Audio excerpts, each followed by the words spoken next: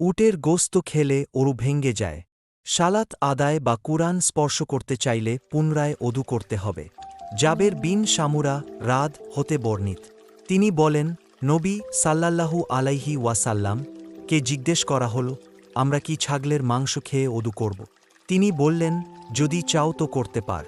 বলা হল, আমরা উটের মাংস খেয়ে কি অদু করব? তিনি বললেন, হ্যাঁ। সহিহ মুসলিম। তিনি আরও বলেন, উটের গোশত খেলে তোমরা অদু করো। মুসনাদ আহমদ, সুনান আবুদাইদ, সুনান তিরমিই, সুনান ইবনে মাজাহ, সহিহুল জামে ৩০০৬৯। নবী সাল্লাল্লাহু আলাইহি ওয়াসাল্লাম যখন ছাগলের মাংস খেয়ে অদু করার বিষয়টি মানুষের ইচ্ছাধীন রেখেছেন, তখন বোঝা যায় উটের গোস্ত খেয়ে অদুর ব্যাপারে মানুষের কোন ইচ্ছা স্বাধীনতা নেই। অবশ্যই অদু করতে হবে। অতএব উটের গোস্ত কাঁচা হোক বা পাকানো হোক কোন পার্থক্য নেই। গোস্ত লাল বর্ণ হোক বা অন্য বর্ণ খেলেই অদু ভঙ্গ হবে। উটের নাড়িভুঁড়ি, কলিজা, হৃৎপিণ্ড, চর্বি, মোটকথা উটের যে কোন অংশ ভক্ষণ করলে অদু ভঙ্গ হবে। কেননা রাসূল সাল্লাল্লাহু আলাইহি ওয়াসাল্লাম এক্ষেত্রে কোন পার্থক্য বর্ণনা করেননি।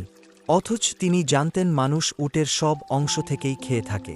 অজু ভঙ্গ হয়ে যাবার পক্ষে মত ব্যক্ত করেছেন ইমাম আহমাদ বিন হাম্বল রহদ, হযরত ইসহাক বিন রাহাওয়াই রহদ, হযরত ইয়াহিয়া বিন ইয়াহিয়া, আবু বকর বিন মুনজির, ইবনে খুজাইমা, ইমাম বাইহাকি প্রমুখ, এবং মুহাদ্দিসগণ থেকেও আমভাবে বর্ণিত।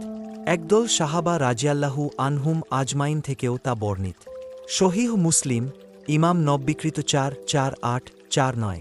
উটের বা অন্যান্য হালাল প্রাণীর গোস্ত খাবার পর অজু করার নির্দেশের দ্বারা উদ্দেশ্য কি, তা রাসূল সাল্লাল্লাহু আলাইহি ওয়াসাল্লামের আরেকটি হাদিস দ্বারা পরিষ্কার হয়ে যায়।